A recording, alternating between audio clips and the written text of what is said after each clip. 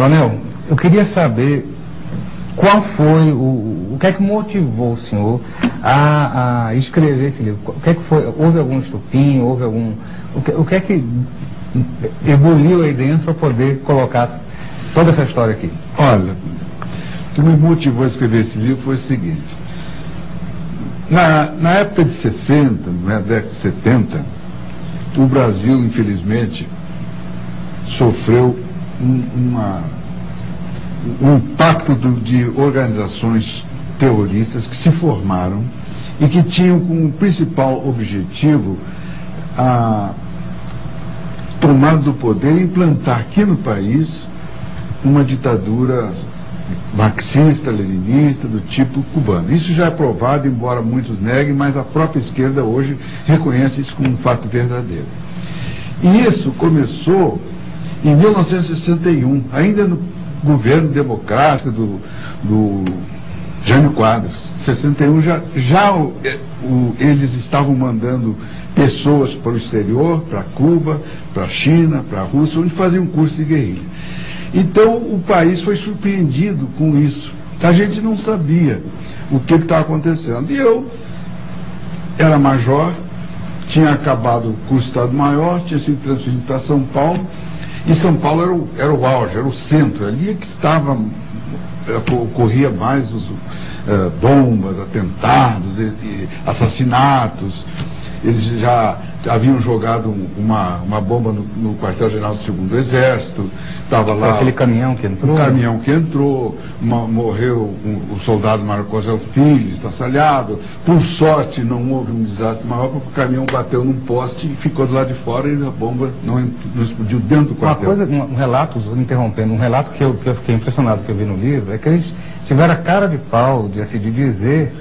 Que tinham colocado um cartaz na frente do caminhão dizendo tem bomba. Atenção, assim. Explosivos, afaste-se. Ora, de noite, um caminhão entrando, ia dar tempo, isso aí é ridículo, né? Mas bom, então o que aconteceu? Eu fui chamado como major naquela época para comandar um órgão que estava sendo criado. E esse órgão foi criado também no Rio de Janeiro, foi criado em Porto Alegre, foi criado em Curitiba, em Recife.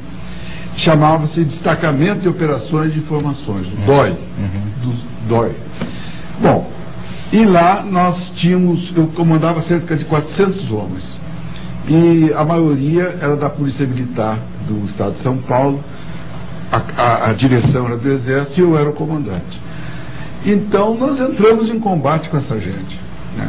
Mas tivemos sorte porque no Brasil todo, que se combateu, morreram de ambos os lados 500 pessoas. Na Argentina, que houve a mesma coisa, foram 30 mil mortos. No Uruguai, pequenininho, 4 mil.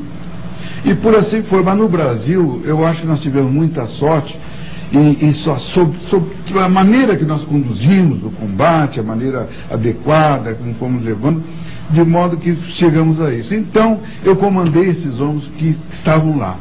E o que me revoltou é que quando a gente derrotou esse pessoal, nós estendemos a mão para eles. Veio a anistia, pedra em cima disso, e vocês retornam para o Brasil, aqueles que fugiram e tudo, e vamos continuar. Essa época foi a época que João Figueiredo? Foi da época do Figueiredo. Só que eles... Pois não. A anistia geral e restrita no dia, essa frase. Exatamente. Né? Essa foi a bandeira dos próprios militares, né? Que a esquerda parece que usou como se fosse uma proposta dela. Geral e total e restrita. Não, a exigência foi deles. Foi, né? Então, essa amplidão toda foi uma exigência, praticamente provocação deles. Entendeu? E quando eles voltaram, pastor, do exterior, que vieram, aí nós nos recolhemos e cumprindo a lei da anistia, o Exército, as Forças Armadas ficaram quietas, mudas, caladas, mas eles começaram a contar essa história à moda deles. E eles foram muito inteligentes e foram formando, os formadores de opinião eram todos formados por eles, porque eles foram ocupando vagas nas universidades, no jornalismo. Só uma pergunta então, Coronel, toda a literatura da escola e toda a informação a nível escolar foram feitos por eles. Foram feitas por eles. O Brasil, olha, os professores nossos, houve agora recentemente uma pesquisa que eu estava vendo, os nossos professores, 82% deles são admiradores do Che Guevara. E eles, 30 são do Luiz Inácio Lula da Silva, do presidente, porque eles acham que o presidente é de direita. Imagina a senhora. Como é que estão os nossos formadores de opinião? O que é que eles têm na cabeça? Isso é até uma pesquisa recente agora, né? Agora, atual. Feito recentemente. Então, eles estão formando a cabeça da nossa juventude, fazendo uma lavagem cerebral com fatos que não são verdadeiros. Então, eu resolvi escrever esse livro e vou contar a história como foi, como eu vi, como eu vivi. Como é que foi a resposta das pessoas nesse livro? Olha, graças a Deus tem sido muito boa. Olha, aqui em Brasília, a noite do lançamento do livro aqui em Brasília, eu não me lembro mais, não me recordo, mas eu acho que foram mais de 300 ou 400 pessoas o Azevedo para falar. Né? No Rio de Janeiro, eu já está na 4ª edição, são 12 mil exemplares. Quem lê... Um livro bom desse. No Brasil, que lê pouco. Isso que eu em pouco tempo já está na quarta edição. E sabe outra coisa? Isso eu tenho que dizer para o senhor também o seguinte: apesar do boicote da mídia, que os jornalistas não vê na parte dos jornais que tratam de livros, só não vê uma palavra a respeito desse livro. A verdade continua sufocada? Não vê nenhuma. Não tentou sufocar. E ele esteve em 3º lugar em venda no Brasil. 3º livro mais vendido no Brasil, teve várias semanas e não tocava em nada. Uma vez um jornal do Rio de Janeiro deu uma notinha pequenininha que estava em 3º aí que eu descobri. E a mídia sufocou, não deixa. As livrarias se recusavam a vender. Poucas livrarias aceitam vender o livro. Então é com muito sacrifício que a gente faz chegar nas pessoas, porque eles não querem que esse livro chegue. Mesmo assim já vou para a 5ª edição agora, se Deus quiser. Então a opinião pública do Brasil foi manipulada?